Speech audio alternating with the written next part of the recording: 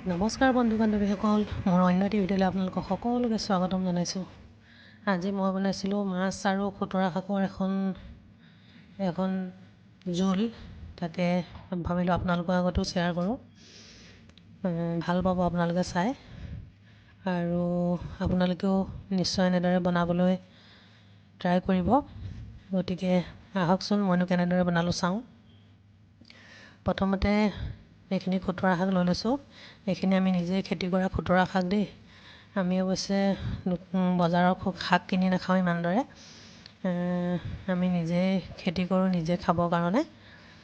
আৰু মৰিচা শাকো আছে মাজে মাজে। এয়া প্ৰথমতে মই মাছ আৰু দাইল, খুতৰা শাক এনেকৈ লৈ লৈছোঁ।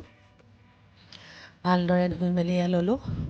তাৰপিছত দাইলখিনি সিজিবৰ কাৰণে এয়া কেৰাহীত দাইল দি লৈছোঁ আৰু পানী দি ভালদৰে মই দাইলখিনি প্ৰথমে সিজাই ল'ম।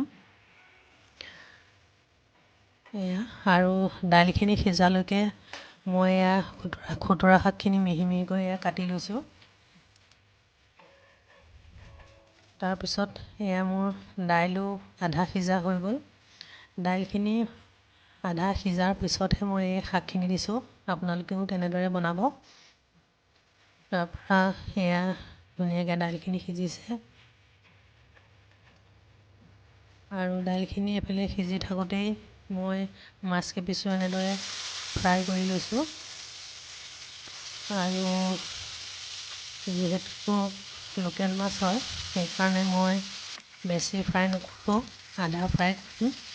আৰু মাছৰ জোল খাবলৈ হ'লে বেছিকৈ ফ্ৰাই কৰি মৰমৰীয়া কৰি বনালেও জোলখন খাবলৈ ইমান ভাল নহয়। গতিকে মই সদায় এনেদৰে হাফ ফ্ৰাই কৰোঁ।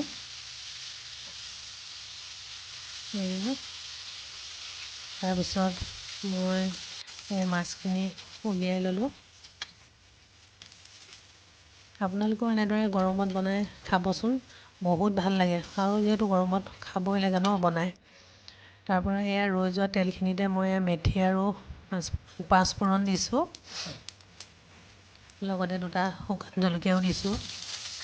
তাৰপিছত বইল কৰি লোৱা যোনখিনি দাইল হয়, সেইখিনি ইয়াতে ভাজি ল'ম। ধুনীয়াকৈ উতল আহিছে। তাৰপিছত ইয়াতে মই মাছখিনি দি দিছোঁ। মাছখিনি দিয়াৰ পিছতো 2-3 মিনিটমান ভালদৰে আকৌ উতলাব লাগে। তাৰপৰা মই এখন ঢাকনা মাৰি দিছোঁ।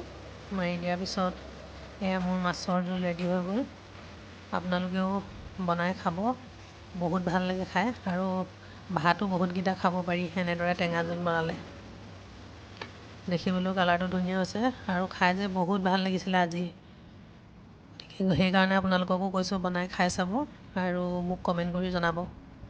ভিডিঅ'টো সম্পূৰ্ণকৈ চোৱাৰ বাবে সকলোকে ধন্যবাদ দিছোঁ আৰু আকৌ এটি ভিডিঅ'ৰ সৈতে লগ পাম।